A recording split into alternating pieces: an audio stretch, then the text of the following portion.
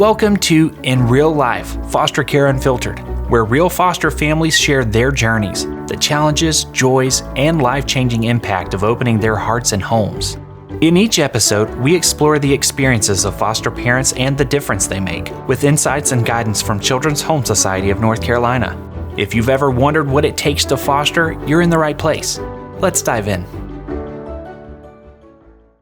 Hello, listeners, and welcome back to the In Real Life podcast. We have two very exciting guests with us today. Yes, you heard me too. We have Donnie and his daughter, Autumn. Welcome to the show, guys. Thank you. Thank you. Happy to be here. We'll just dive right in. I'm going to let you guys do most of the talking, and I'll just kind of do the driving. How's that sound? It sounds good.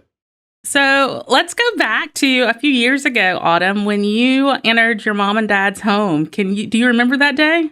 I do. It was like the best, but like I knew there was going to be better days because like the better days would be like me getting adopted on the same, like on the day. Like that's by far the best day in the world. I love it. I love it.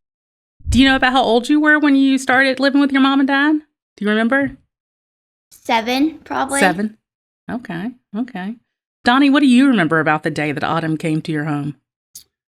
Oh my gosh. I remember. So it was the week before Thanksgiving. And so we had met Autumn in October, and then we had done weekend visits with her. Okay. And she was in foster care, maybe about 2.5 hours away from us. And we would do weekend visits every single weekend. And so It just kind of naturally progressed to the point that she was going to come to our house for the first time. Mm-hmm. And that was probably a week or two before Thanksgiving. And the local where she lived, the DSS agents drove her to our house. And we had a big sign up on the front door or above the front entryway that said, "Welcome, Autumn." And we had like a bunch of things made in the house that said, "Welcome, Autumn." Oh. And she got to stay with us for the weekend. Okay. And so we showed her what was going to be her room. And she just absolutely, it was the best weekend ever. It was absolutely the best weekend ever. The only hard part of it was when she had, just because of the way it worked, and she was finishing out school where she was, mm-hmm. and they didn't want to interrupt that. After the weekend was over, she had to go back to her foster family just for a little while. Mm-hmm. But we ended up, because the idea was that she would stay through December to finish first grade. But we hated it so much that she was gone, and she hated it so much that she was gone, that she ended up moving in with us permanently the day before Thanksgiving. So the best Thanksgiving ever. Oh, wow. Sounds like. Yes. Now, your story is a little bit different from some of the other stories that we've displayed on this. So when Autumn was placed with you and your wife, she was placed for the purpose of adoption. Her foster care plan had changed to adoption, and she was placed in your home for the purpose of adoption. Am I correct? Yes, that's correct. My wife and I had made a decision that we wanted to foster or adopt, and mm-hmm. we really didn't know where it would lead. We were just trusting in God's plan. And so we went through the program with Children's Home Society of North Carolina, and we were licensed for foster care and adoption. Mm-hmm. And we really were open to either. I mean, we definitely wanted to eventually adopt a child, but if it took us down the path of foster care first, that mm-hmm. was fine. That happens a lot, I know. And right. But I guess it was God's plan, because very shortly after we got our license, Tiffany, who was our social worker, emailed us Autumn's little case file and said, "Would you be interested in Autumn?" And we immediately said yes. And so for us, it was a pretty quick process. And Autumn was up for permanent adoption. And so that's kind of the way it went. But we didn't really go into it. We went into it with an open heart and open mind, either foster care or adoption. Thank you for that. And our listeners can't see this, but I am looking at Miss Autumn as her dad is speaking. And when he said permanent adoption, she had the biggest smile on her face and did a little bit of a dance. I just had to highlight that because that warmed my heart, Autumn. So, Autumn, for our listeners that are listening who may not know a lot about adoption, or kids who may be listening, how would you describe adoption? I would say it's a different process. There's going to be some up and downs, like sad moments when you go away from your close foster care, but like sometimes you're going to be like, yes, I love this. This is amazing. Like, I'd rather be here than someplace else. Like, and then when you get adopted, you would be so happy. Like, it would be the best thing in the world that you could possibly do. And all I would like to say is just stay happy. Think about the positives, and that would be the best for your life, because even if you have like something happen to you, but you're going to say, oh, well, this can happen to me next, or this can happen to me tomorrow or the next day. Like, you can just say, like, tomorrow's going to be a great day, or I'm going to make the afternoon great. Like, that's what I did. That's what happened. Like, that's what made me so happy. Sounds like you have a pretty positive outlook, and maybe have had that for a while in regards to how you approach life, Autumn. Yeah. If I can interject one thing. Sure. So for any listeners that don't know, I know we haven't gotten into it yet, but so Autumn, we adopted Autumn, and then just as a chance, we took her to a Topgolf, and she ended up loving it. And just in a few short years, she has literally become one of the best golfers in the world in her age group. And I know we'll talk maybe a little bit more about that. And she's going to run like a charity golf event to help Children's Home Society of North Carolina and all of these things. The reason that I say that is because of this. So when Autumn was introduced to us, so we my wife and I are this couple that we are looking to either foster care or adopt, or adopt. And we get introduced to Autumn. So Autumn's life up to that point is being with a biological mother that she was removed from, then going into foster care. And I think she was in 3 different foster homes over the, 3 years. And when Autumn ended up going to this national event called Drive, Chip, and Putt. It says Augusta National, and she won it when she was only 9 years old. Oh, wow. And so she got a lot of media attention. And the one thing that, and I always get like teary-eyed when I say this, is the one thing that Autumn came with was joy in her heart, and that was not from an adult. There's no foster care family that taught her there's no adult that taught her that. For some reason, she wakes up every day, and it's been the same way for the 5 years she's been with us now.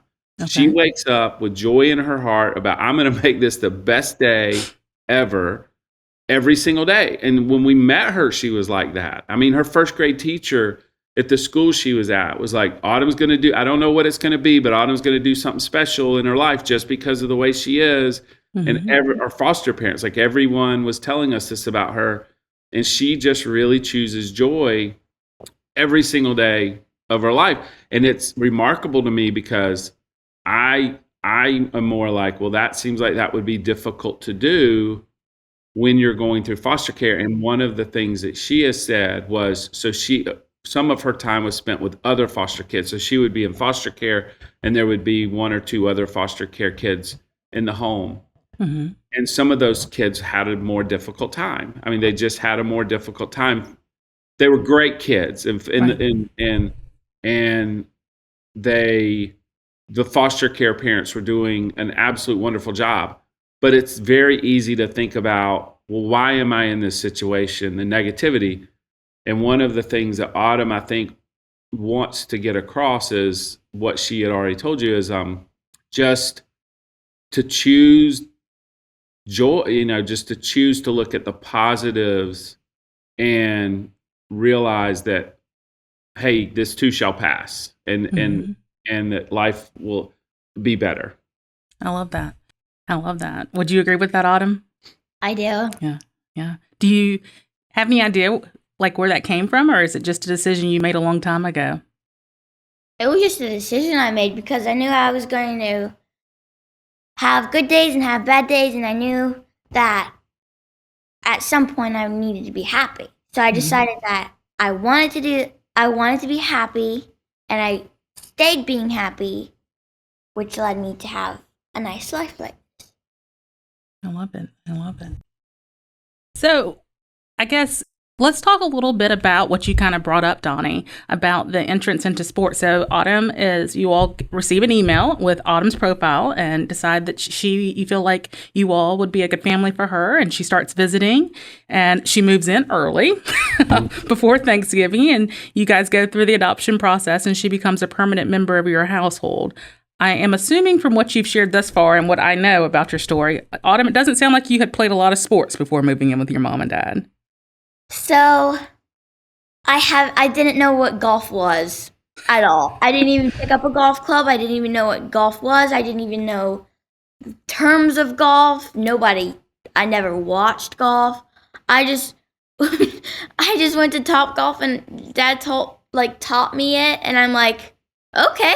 And then I just swung the golf club and I tried it and it worked. So it wasn't really I knew what baseball was, I knew what basketball was. I didn't know what golf was because that's in a different category. But golf, it's different. Like golf is different. It's different compared to all the other sports. So that's why I didn't know what it was. But you had not in foster care. So Autumn, my understanding was you ran and jumped and did a lot of things, climbed outdoors, and her foster care family was sort of in an outdoorsy area. And so she did a lot of running and climbing and jumping, biking, great foster care family. But I don't think you had played any organized sports. No, not basketball or baseball. Just with my friends, we played softball, but I didn't really like that much. I like to climb, I like to run, I like to do other things like jump and stuff like that.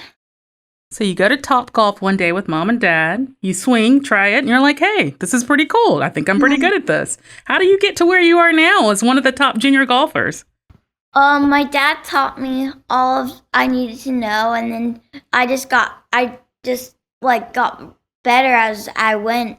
And so I'm like, we had a conversation and I said, I really, really, really want to be really good. And so I decided to work really hard at it, and it helped me through, I worked really hard, and I think if you work really hard, then you would, that would do you well in life. So I, worked really hard, and it made me a lot better. And I said I really like all the media attention and speaking to cameras, and I love that experience. I love the nervousness of it. When I'm playing golf tournaments, I like golf. I really love it. I love it. Now, Autumn, for our listeners, how old are you today? I'm 12. I just want to make sure that our listeners understand that all this wisdom is coming from a 12-year-old. She's wise beyond her years. She teaches us a lot. It's natural and it's positive, but because we adopted Autumn, a lot of our friends and people we meet tell Jamie and I what a wonderful thing that we did, right? That we did by adopting Autumn and bringing her into our family. And I'm sure a lot of your listeners, if they're involved with foster care, I'm always amazed at the people who foster. I mean, that's an amazing thing. But a lot of those people will understand what I'm saying when people say, oh, what you're doing is such a great thing.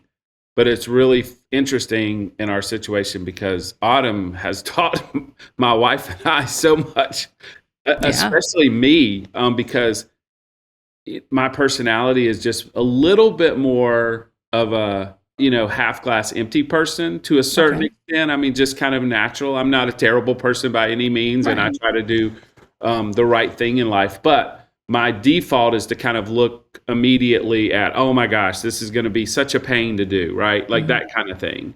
If the car breaks down or something like, oh my gosh, this is going to be such a pain. And so Autumn has just taught my wife and I so much. It really has. So we're the lucky ones.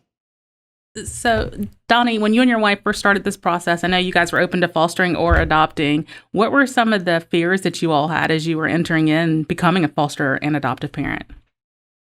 I think the fears were Jamie and I, who had no experience as parents at all. And I was in my early 40s. Jamie was a little bit younger, but I think our biggest fears were, would we be able to provide? We knew we'd be able to provide the love. Would we be able to provide the parenting skills needed to either, because if you're fostering, you're still the parent for that time period. Right. So would we know how to provide the parenting skills to give the child or children that we were fostering or adopting the best chance at a great life? So I think that was kind of our biggest fears. Would we have the skills to know the proper way to handle a behavioral issue, to know how to do all of that? Gotcha. Yeah. Autumn, what would you say? How have mom and dad done with parenting skills? What grade would you give them? Great. 10 out of 10. 10 out of 10? I love it. What was your greatest fear, Autumn, if you remember back a few years ago when you were meeting your mom and dad for the first time, that first weekend visit? Or did you have any fears? I didn't have any. I was like, we're doing this. And then I did it. And I had the best time. And I didn't come across any fears. And it made me happier and happier when every time when I saw them every weekend, I was so happy because they were so nice and they were so loving and so like they were really, really, really nice to me, and I really liked that a lot. So there are approximately 11,000 children in North Carolina who need a permanent, safe, and loving home. Can you make a difference? Children's Home Society offers training, resources, and support to help you become a licensed foster parent. Learn more at chsnc.org and start your foster care journey today. I know earlier we were talking about, before we started recording, about a golf tournament that you'd like to put on for our agency and for the kids and families we help. And you shared a little bit about why that's important to you and the funds that you hope to raise and why you want it to be helped, where you want it to go for children because of some of the experiences you had. Do you want to talk a little bit about that? Sure. So I would like to donate a lot of money to half the money to foster parents and half the money to kids that are in foster care right now. And because I didn't have a lot of things, I didn't have sports, I didn't have sports to actually know what to do or know how to do it. I just had plastic bats and plastic balls. So I was paying for golf clubs or paying for baseballs or paying for baseball gloves or sports equipment in general, because sports will open up a new a whole life for you, because even if you don't know what sports you like, you can still try some and see what you like or see what you are good at, because I didn't know that golf was going to be my greatest sport. So my dad brought me to Topgolf and I swung it and I said I really liked it, but when we kept going to the golf course and kept trying and trying, I loved it a lot. And so I told my dad I really want to be really good. So I think when it will open a whole life for you, because you'd have so many wonderful opportunities that you would have a great life. I'm not saying sports is the only way, but I'm saying that's one way that you can have a great life. What have you learned from golf, Autumn? How has it changed your life other than being really good? Because it sounds like you're really good. You're pretty much a superstar from what I'm hearing. Anything that you've taken away? Any lessons you've learned? I've learned to stay happy and stay joyful, because if you hit a bad shot, like if you get down, then you can't get back up because Hmm. during a golf tournament, you hit, like if you had a bad hole or something, like you can get really mad and really sad that you would go even worse. Like you would go in a rabbit hole and can't come back out because you're so sad and stuff. But like I've also learned that you can stay committed and stay gritty and stuff, so you can have like the best time but still have focusedness, but like dedication and stuff. Like even if golf is like not your thing, you can still learn from it and saying, oh well, the next sport or the next thing that I try to do, I'm learning from like having a good attitude or having like dedication. Like that will open new things for you. I love it. Donnie, how would you describe golf and Autumn? How have you seen her grow, or how have you seen it change her life in the time that she's been playing?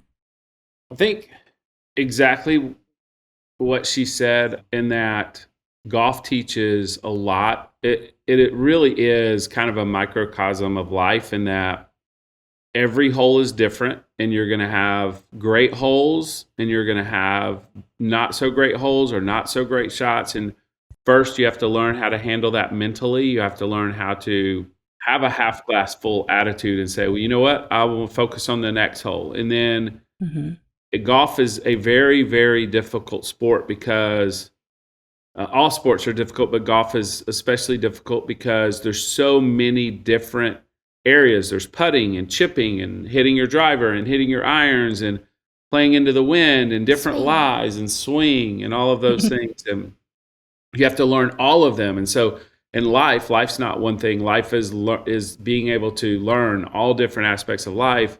And it's hard. It's hard to do that. But through golf, you learn that if you work hard at it and you're consistent in your preparation, then you can learn how to play it. And so she's really learned that you have to work hard at it to be the best. Ever since she started, her goal has always been to be the best. Like in her mind, she wants to be the best.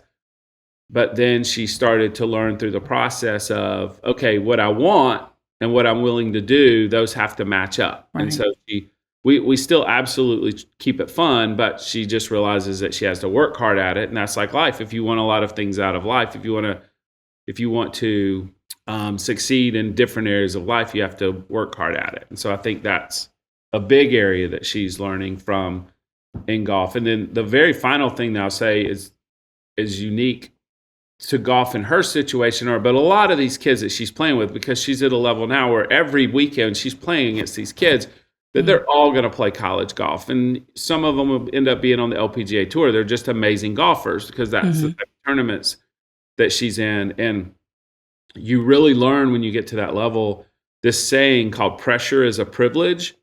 Okay. And it's just amazing to watch, 10, 11, 12-year-olds handle the pressure of a big time golf tournament, or handle, hitting a putt or a chip at Augusta National in front of, I have this picture and there's literally 1,000 people in the background in a gallery watching her hit a putt on live television. And, oh, wow. And so you learn, or she's having to go through the experience at a young age of feeling that nervousness and realizing, hey, pressure is a privilege. And then I think more than anything, that's going to help her later in life. Because I look back, you see these players playing any sport at a professional level or whatever they do. Maybe you're an attorney, but you're an attorney in a high profile case that's on TV. And a lot of people sit back and they watch and they say, God, how did that person do that? Like, how can that person do that? How can that person be in front of millions of people on TV with all of this on the line and then be able to perform that free throw, Steph Curry or somebody like that, right? And I always wondered that. Well, now that I'm getting kind of a vision of what Autumn's going through, what you learn is, well, they've all been doing it since they were a kid, right? Like they've been doing this since they were a kid, and it's just natural to them. So I think that is a big thing that is teaching her, no matter what she does in life. I could see her ending up doing something completely different. My guess is it'll end up being golf, but it may not be as a player. But she could be an announcer. She could be on television. She could work for the LPGA. She could do a lot of things. She's met a lot of great people. And those are all going to bring about high pressure moments. And I think what she's going through now is only going to almost make it seem easy for her in the future because she's going through those experiences now. Absolutely. And and in addition to that, I think it sounds like from your story, your foster care journey to your adoption story with your family, it's prepared you, Autumn. It sounds like you have just an innate ability to be positive and not to lose hope. Yes, it has. And even if like you have bad days, you can still have a good attitude about it. Like you can still keep trying to have a good day and keep having good like lives and stuff. And so it really has helped me through my whole life. Mm-hmm. Yeah. I will add this and I almost hesitate to add it because every person's situation is different, and Absolutely. I'm a big believer in that. I think it's very difficult to just say, well, Autumn is so positive, so you can be so positive too, Right. to another kid that's in foster care that situation may be different, right? Absolutely. So it's hard to just lump everybody into the same basket. Autumn has this outlook on life, but her situation may be different. So I almost hesitate to say it. But having said that, I will say that Autumn just really has made a decision to be positive in everything that she does. I mean, just and made that decision back when she was in foster care, like we talked about earlier. Just made a decision that she was going to not let her circumstances dictate her life. Yeah, I can feel that. Yeah.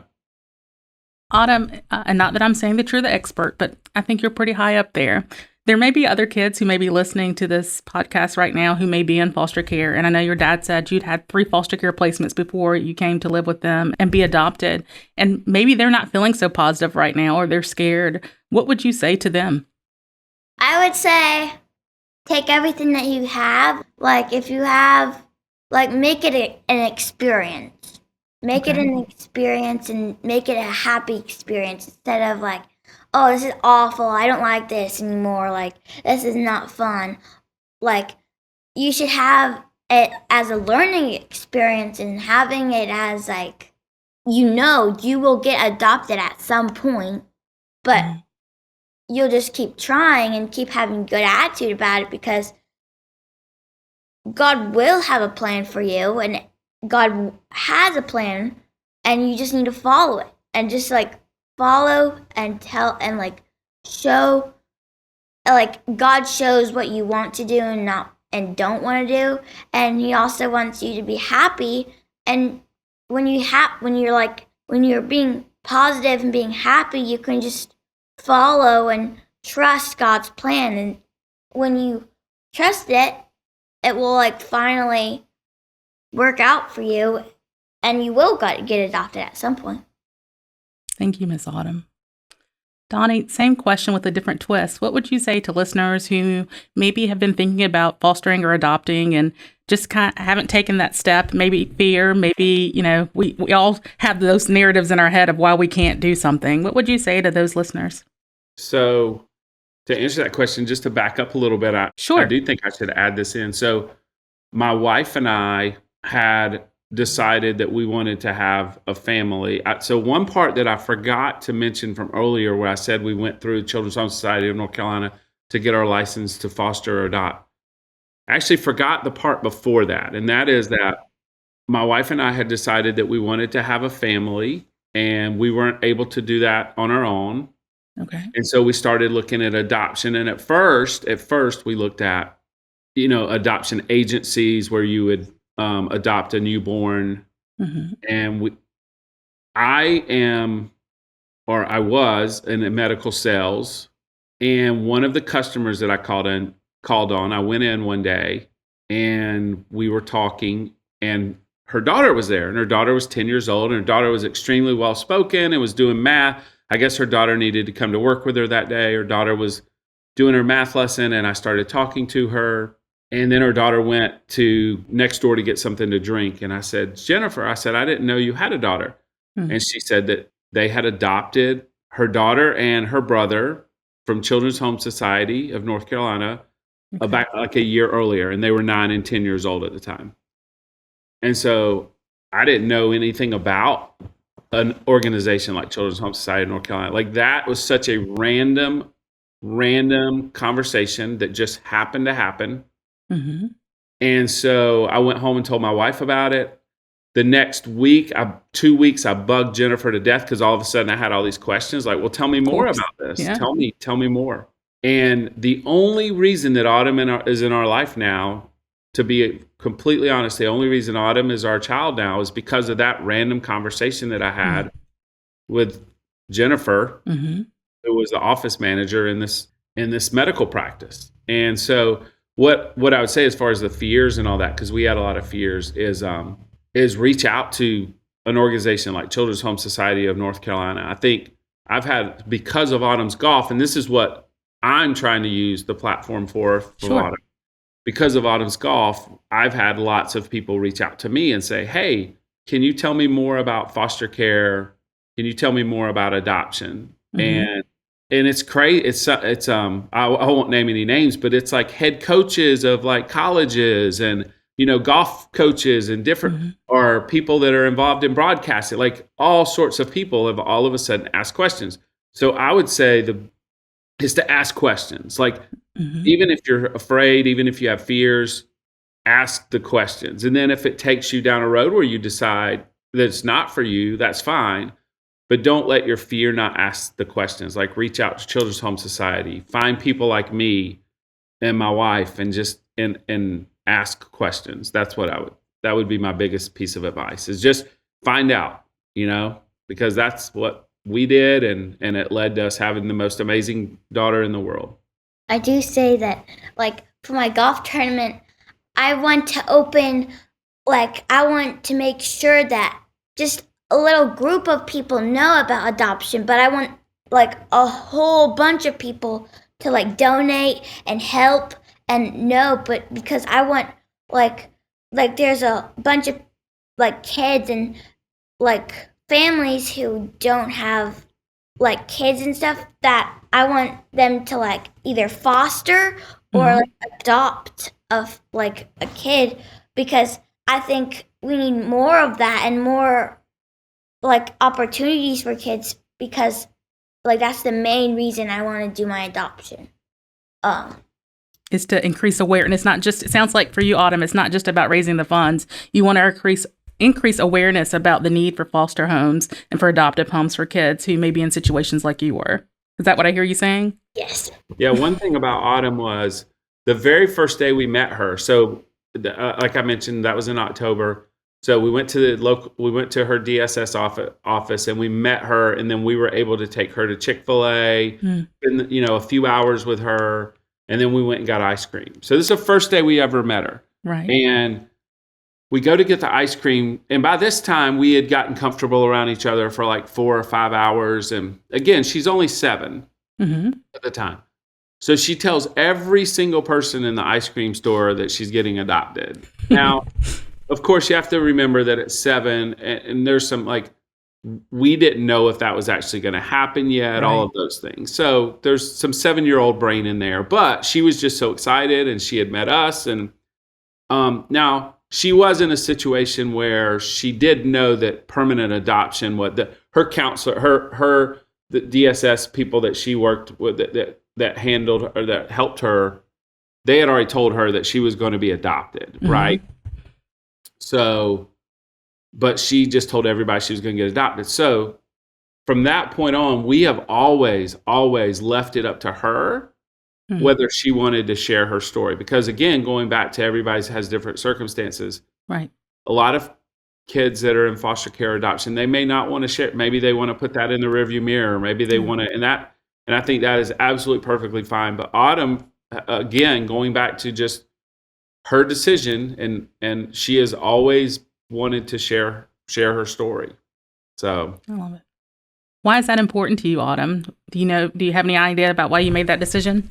Because I like sharing my story, and when I share my story, I think it helps the whole world, like helping, like fostering children, and like helping like the kids get adopted, because like right now I like sharing my story, and that's why I did the golf tournament, because which opens up like people to know about adoption, and I think that's So you're saying why. that you can help other kids get adopted, like you, by sharing your story. Yeah. Well, thank you both for being with us today. As we're wrapping up, I'd like to play a little game. I'm going to start a sentence, and I'd like for both of you to fill in the sentence. Would that work? Okay. I'm going to win. No, I'm gonna win. I love the competitiveness. Okay, here we go. So, Donnie, you're up first. You ready? All right. The best thing about adoption is?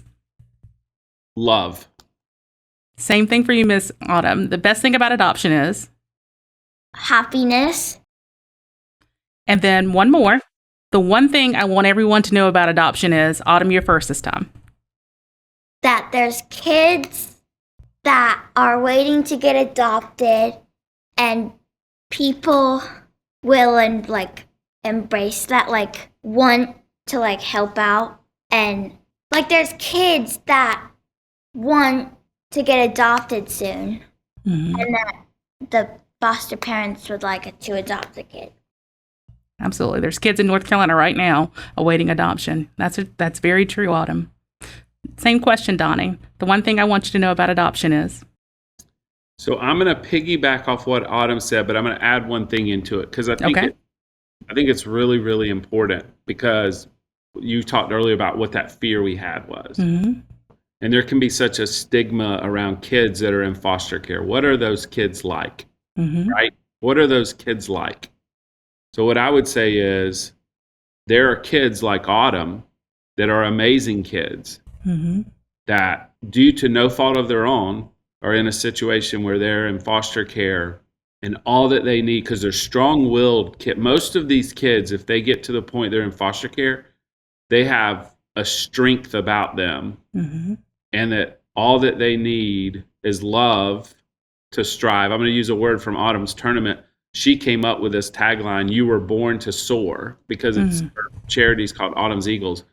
And her tagline is, "You were born to soar." And I think there's a lot of kids in foster care that, just given the love, were born to soar, and are just, there's kids just like Autumn. I'd say that's the piece that we didn't know is, well, what are the kids like? And there are kids just like Autumn.